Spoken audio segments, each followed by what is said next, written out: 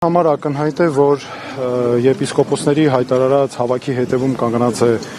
անձան վարչապետը եւ նրա նպատակն է ամբողջությամբ ենթարկեցնել իրեն եկեղեցին, որպեսզի եկեղեցու այլևս առաջնահերթությունը չլինի առաջնահին սահմանադրական առաքելությունը, իսկ մեր սահմանադրությամբ ակնհայտ է, որ պետությունը ճանաչում է եկեղեցու ազգային եկեղեցու դերը իբրև հայաստանյան առաքելական Սուրբ եկեղեցու հայ ժողովրդի կյանքում, հոգևոր կյանքում, ազգային ինքնության պահպանման կյանքում եւ օրենքն էլ հռչակում է եկեղեցու ինքնակառավարման իրավունքը նվիրապետության սահմաններում։ Հիմա ակնհայտ է այսքանից, որ վարչապետը չունի որևէ լիազորություն միջամտելու եկեղեցու ներքին գործերին, նույն սկզբունքով էլ չունեն իշխանության որևէ ներկայացուցիչ, առավելևս պաշտոնյաներ, միջամտելու եկեղեցու ներքին գործերին։ Մենք չպետք է մոռանանք նաև, որ մեր եկեղեցին այսօր ադրբեջանական թիրախում է եւ ադրբեջանական իշխանությունը հայտարարել է պետական ծրագրով մեր եկեղեցին որպես թշնամական կառույց։ Հիմա այստեղ շատ կարեւոր է նաև գիտակցել, որ մենք չենք կարող ապրել անընդհատ ու չպետք է ապրենք անընդհատ տագնապի մեջ, անընդհատ լարվածության մեջ եւ տպավորություն լինի, որ մենք հայ ժողովուրդը պայքարում է իրար դեմ, մեր հասարակության տարբեր մասեր պայքարում են իրար դեմ, որովհետեւ այս ամենը, այս ինչ որ տեղի է ունենում, սա Հայաստանի վարչապետի Նիկոլ Փաշինյանի քաղաքական օրակարգի օգտին է, սա արդյունքում մեր երկիրը ոչ զարգանում է, սրանից մենք ոչ ունենում ենք աշխատատեղեր ունենում ենք նոր, ոչ, մեր երկիրը ամրանում է, ոչ, մենք ունենում ենք զարգացած զինված ուժեր, անվտանգություն, ադրբեջանական զինծառայողները դուրս են գալիս մեր սահմաններից, ոչ, հետևաբար սա օրակարգ է, որը մեզ պարակտում է, մեզ ավելի թուլացնում է եւ լուծումը սրա ես կարծում եմ մեկն է, մենք պետք է ունենանք այնպիսի իշխանություն, այնպիսի պետություն, որտեղ իշխանությունը չի միջամտում եկեղեցու ներքին գործերին, այլ բացառապես պահպանում է օրենքը եւ իսկ իհարկե նաեւ եկեղեցականներն կարիք չունեն այդ պարագայում զբաղեցնելու կամ հավակնելու, հայտարարելու, հավակնելու որևէ պաշտոն։ Ես կարծում եմ սրանք են լուծումները։ Միջազգային պաշտպանություն եկեղեցու։ Այսօր արժանորեն համարժեք արձագանքներ տեսնեք միջազգային հանրության կողմից եւ եթե ոչ, ապա ինչու է նաեւ եկեղեցական տարբեր այսպես կառույցները նախընտրում հերթապահ հայտարարություններով բավարարել։ Միջազգային մեխանիզմը անպայման պետք է գործադրել մեր առաքելական Սուրբ եկեղեցին պաշտպանելու համար, որովհետև մեր եկեղեցին մեր ազգային հենասյուներից է ինքնության եւ նաեւ իր համաշխարհային թեմերով մեր անգամ երկրի ժողովրդի անվտանգության նաեւ համակարգի անբաժան մաս է։ Պետք է նկատի ունենանք, որ միջազգային մեխանիզմները բարդ են եւ այո դրանց հետ նաև աշխատում է Ադրբեջանը, որ թույլ չտա, որպեսզի մեր եկեղեցուն պաշտպանող հայտարարություններ արվեն։ Եվ նաև շատ կարևոր է, որպեսզի մենք մեր եկեղեցու հետ կապած նկատի ունենք, որ նման արշավները միջազգայինորեն անընդունելի են դատապարտելի, որտեղ դրանք ոտնահարում են նաև խորհրդի ազատությունը, նաև հոգևոր ազատությունը մեր ժողովրդի ու առհասարակ եկեղեցականների թե քաղաքացիների։ Փաշինյանի այսօրվա հայտարարությունը, ինչպես նշեցիք, չի կարող միջամտել, այլ իմաստներ, ասում է ես կապ չունեի, հա, եթե այսպես ձևակերպենք, եւ որ աջակցում է։ Ակնհայտ է, որ այս հավաքի հետևում կանգնած է անձամբ վարչապետը Նիկոլ Փաշինյանը, ակնհայտ է, որ նրա կազմակերպմամբ, ակնհայտ է, որ իշխանության կազմակերպմամբ եւ հովանավորությունը վայելող հավաք է, բայց ամենակարևորն այստեղ այն է,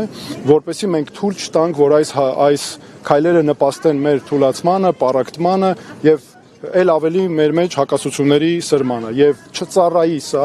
չպետք է թույլ տալ որևէ կերպ, որ ծառայի նաեւ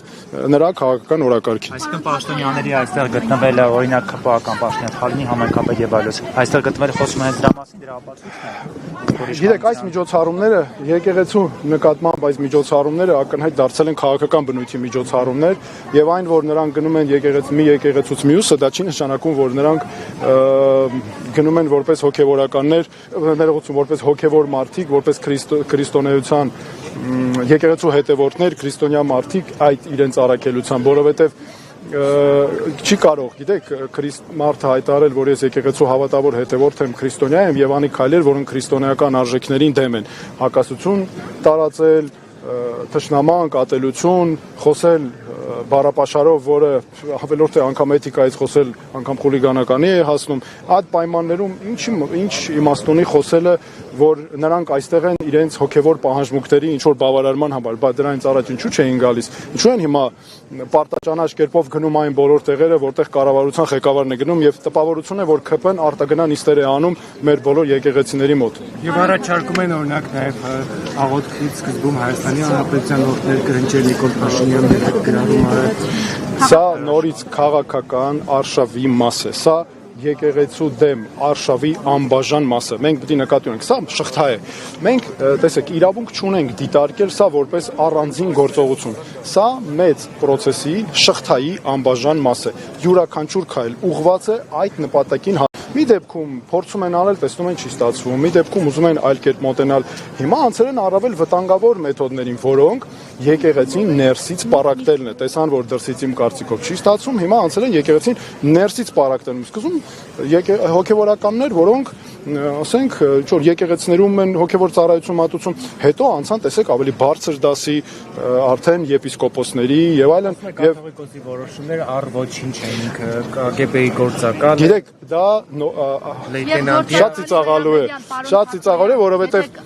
որովհետեւ ամենը եկեղեցու ներքին գործն է։ Կաթողիկոսի ընտրությունը, կաթողիկոսի եկեղեցու հետ հարաբերություններ, եկեղեցու ներսում եկեղեցականների հարաբերությունները, կանոնական իրավունքի կիրառումը, հոգևորականների միջև հարաբերությունները, կարգալույս լինելը, ձեռնադրումը եւ այլն, դրանց հետ իշխանությունը, աշխարհիկ իշխանությունը որևէ առնչություն չպետք է ունենա։ Դա ոչ միայն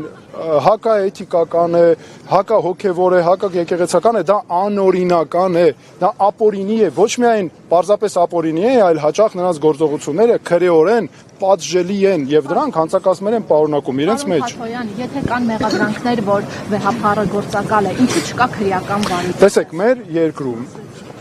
իրականում պետք է լինի կա իրավունքի Բացատրեց, ասեց, բարձում է իրանք ԽՍՀՄ քաղաքացիներ են ու ԿԳԲ-ի գործակալներ։ Գիտեք, կառավարության ղեկավարը ունի կոնկրետ լիազորություններ, կոնկրետ պարտավորություններ, շրջանակ ու ինքը կարող է անել գործողություններ, որոնց համար պետք է լիազորված լինի օրենքով։ Հիմա եթե նա այդպիսի հայտարարություններ է անում, դրա ճանապարհը շատ պարզ է, խնդրեմ հրաժարական է տալիս կամ իր այս երբ դառնա նախկին շուտով նա կարող է վերադառնալ իր թերթի խմբագրություն եւ զբաղվել հոդվածներ գրելով։ Ես կարծում եմ շատ լավ առիթ կլինի նաեւ արդեն իրավունքի գերակայության սկզբունքով դրանից հետո այդ ինչ որ գործողություններ արվեն եւ այլն, բայց այն որ երկրի վարչապետը նման այսպես լիազորություններ ունենալով նման հայտարարություններ է անում, այդ նշանակում է որ այստեղ ավելորդ է խոսել որևէ օրենքից անգամ, այլ չեն խոսում ինչ աստիճան են ոտնահարվում լիազորությունները եւ իջարը գործադրվում նման բամբասանքներ տարածելու համար։ Հիմա ես չեմ հասկանում, երկրի ղեկավարը ինչ է, բամբասանք տարածող է, ասեկոսեներ տարածող է, օրենքով մեխանիզմներ կան։ Թող այդ մեխանիզմները հերքել, որ աղջիկ ունի, ուրեմն ունի։ Ամենը նորից եմ ասում ձեզ, այս ամենը եկեղեցու դեմ, ես դիտարկում եմ եկեղեցու դեմ արշավի մաս, վերջ։ Մենք պետք է ունենանք պետություն, իշխանություն, որը ղեկավարվում է բացառապես օրենքով։ Բացառապես մենք բոլորս հոգնել ենք այս անօրինականությունը, ժողովուրդ ջան, համատարած անօրինականություն է։ Տեսեք, մենք էլ չենք քննարկում անօրինականությունները, քննարկում ենք երկրի վարչապետի պաշտոնը զբաղեցնող, երկրի ղեկավարի պաշտոնը զբաղեցնող Նիկոլ Փաշինյանը, հա, ինչ որ առավոտը արթնացավ, զգում է իրան, ինչ որ, չգիտեմ,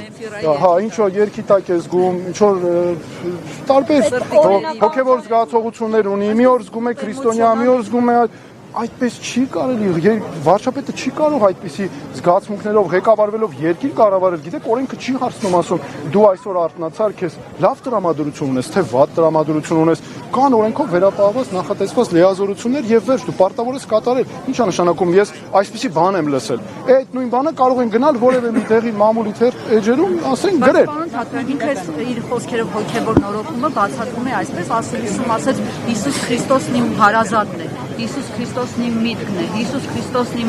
Գիտեք, երկրի ղեկավարի, երկրի կառավարության ղեկավարի պաշտոնը զբաղեցնող անձի միակ հարազատը, միակ ընկերը եւ միակ ղեկավարման աղբյուրը սահմանադրությունն է եւ օրենքը, վերջ։ Ինչ է նշանակում, ես այսօր այստեղ եղա, այսօր այնպես եմ զգում ինձ, հետո եղավ լիազորությունները, սա շատ կարեւոր է։